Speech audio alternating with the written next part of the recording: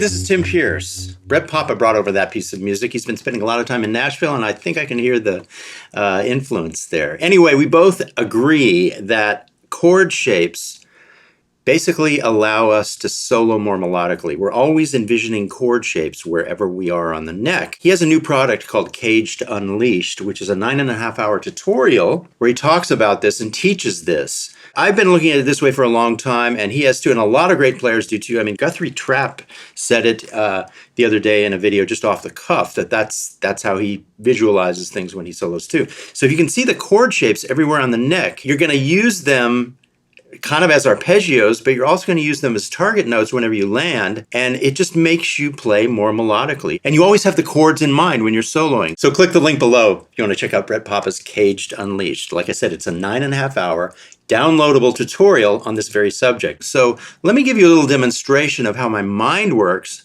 The solo I just did was a lot of notes and a lot of riffs, right? But the way my mind works, I'm seeing chords. I'll give you a demonstration.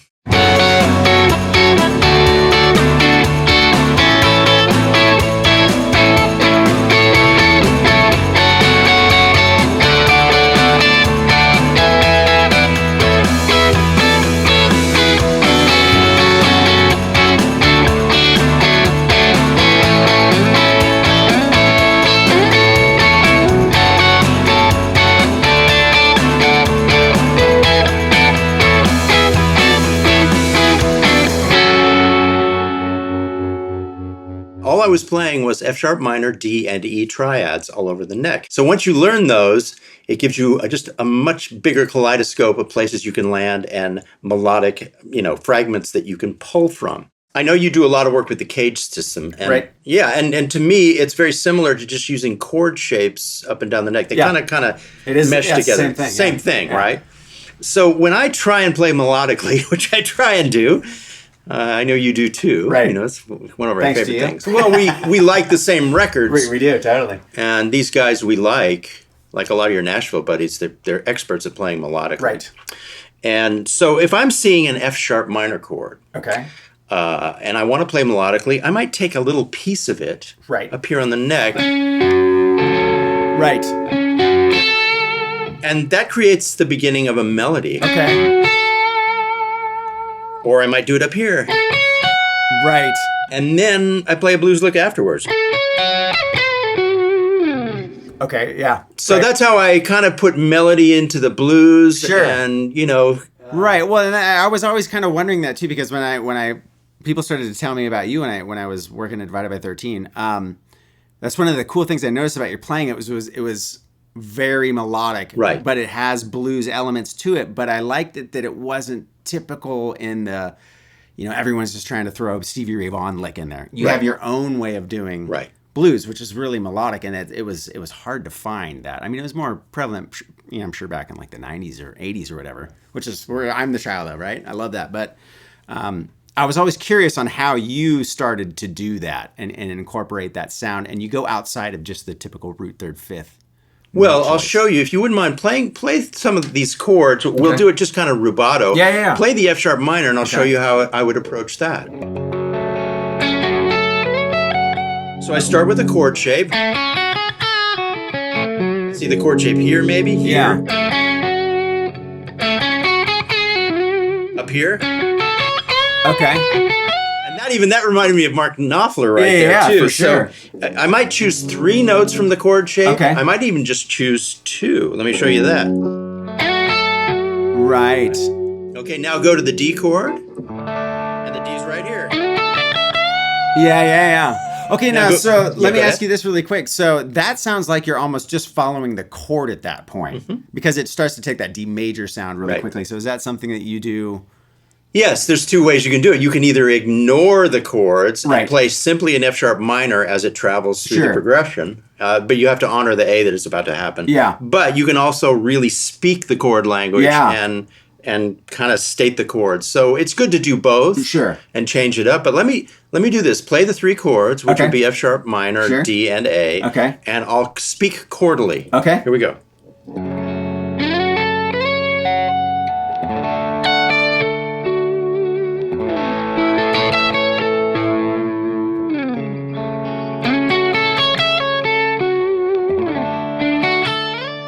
E? Yeah, sure. See, I like that though, because it's like it's well, you always hear about target notes or whatever, and it's like you're hitting the notes of the chord. How can you go wrong, right? Well, and that was me exaggerating. I would never probably do it that literally. Sure. I would disguise it and do a little of it and then pull away from it. So let's try it again, and I'll do more naturally what I would do. Here we go. Go ahead.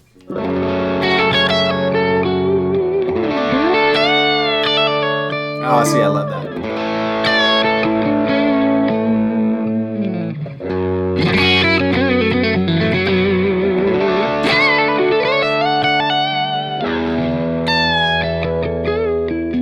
I love those licks. Okay, so start and explain some of those licks, because those are some of my favorite licks that you do. Those kind of, what are you bending the ninth, or I don't even know what it is. Well, what I did there was you were on the F sharp minor, and I looked at the chord shape up here, basically fret 9 and fret 11. This one up here. Yeah. And so I spoke that, and then you went to the D, and I saw the D there, and then I kind of let go and just played in a scale fashion. Right. Okay. But when you went to F sharp minor the next time, I thought to myself, I've already been too melodic. Sure. I've already used too many chord shapes to define things. Right. I'm just going to play F sharp minor blues over the F sharp minor and the D. So that's all that is. That's just pentatonic blues in F sharp minor. And I'm ignoring the D. Now, when you go to the E, I did go back to kind of chordal playing. So is that just the E major arpeggio you're playing, basically? Yeah, so I'm up here. I see the E up here. Okay. Just kind of doing the 3-octave version of that. Right. Jumping around the neck. Let me take another shot at it. Okay. 2, 3, 4.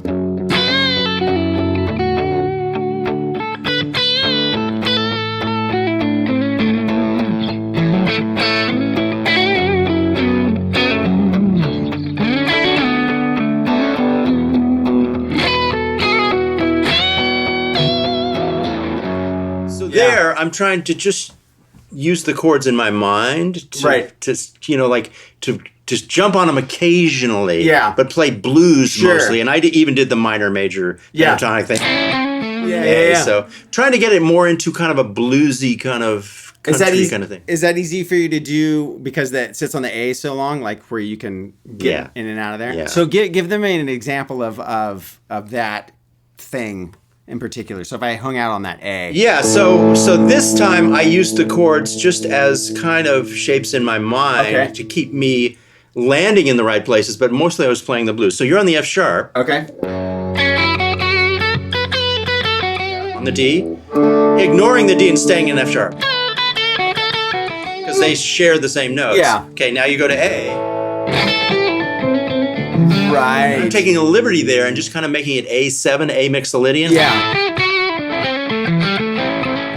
So it's almost like you're playing a minor pentatonic throwing in the major third. Yeah. I guess. And so that is, you're stretching the rules, but that's what you want to do sometimes. Yeah, for sure. It sounds rougher and tougher and more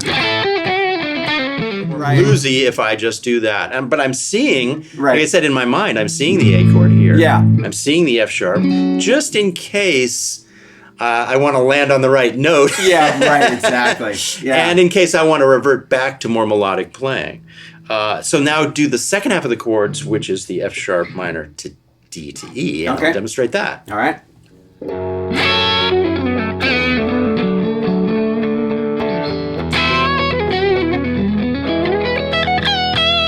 Yeah. So I was still seeing the chord shapes, but I definitely, when you went to E, it was just E pentatonic.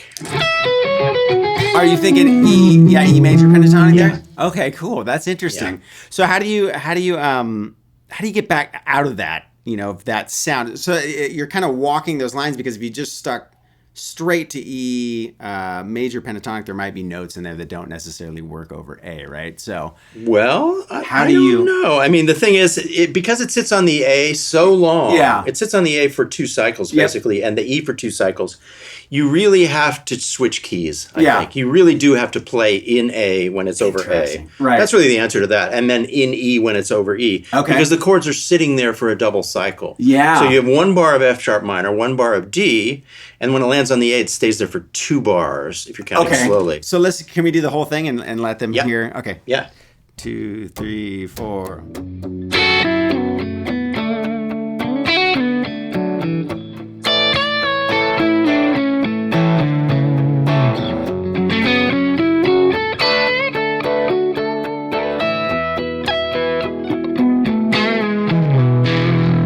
So I was really playing chordally that time and showing you that when it lands on the A, you have to be in A. And when it lands on the E, you have to be in E. That's how my mind works for those. No, that's very interesting. Because you're staying there. Yeah.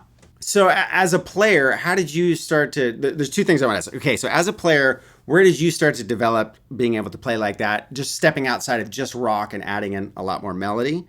First question. And then second question, you're so freaking fluid when you play your blues licks. How do you keep that connectivity to the strings? There's no gaps. It's like this really fluid sound. Well, you and I have talked about that before. It's basically, I'm connecting all the notes and rolling my fingers over on the strings. Okay. And each note lasts until the next note. And partially the chord playing helps with that, because if I take an A chord shape here and I plant my hand in this A shape, I can connect everything really easily. It's not like I'm going...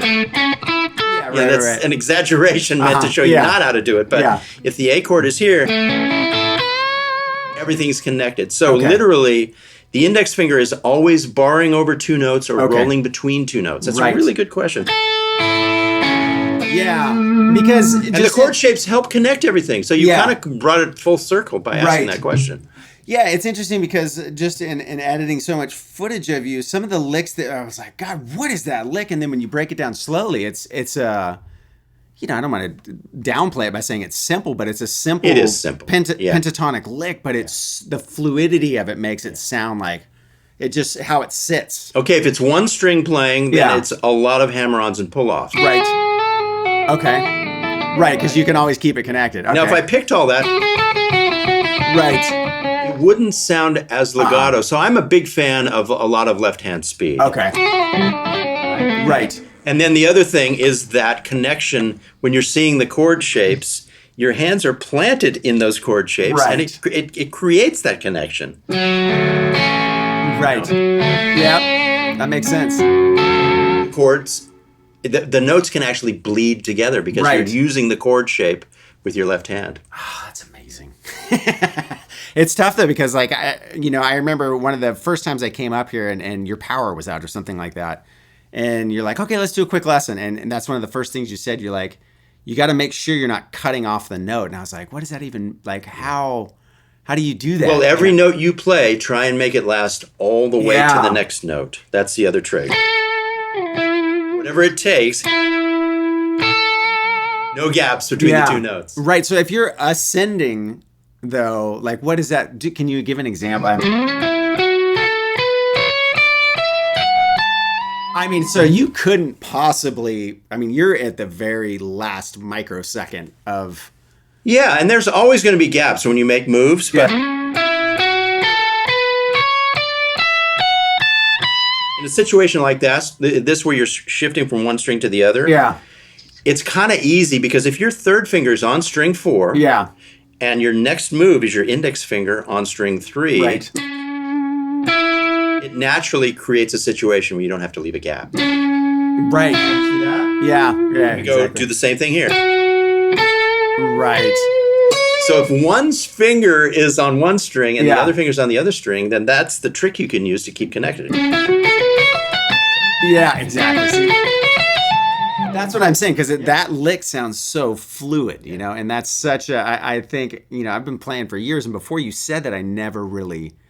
It's like, oh, it's right. And then when I listen back to it, it's like, oh, okay, I can hear it. Now I can hear it. It sounds like a truck horn. But like, That's one of those things that I think as players that just are hobbyists and always wondering, why do those guys sound so good and so fluid? And it's that I've noticed just watching you for years, like he's always got contact, unless you don't want it to, obviously, but always got that connection to the. Well, it's easy if you're skipping strings and your index finger is on one string and your third finger's on the next string. Right. Then one can stay planted while the other one arrives at the next string. So that's one good trick. Yeah. Let's play through the chords one last time and just see what happens.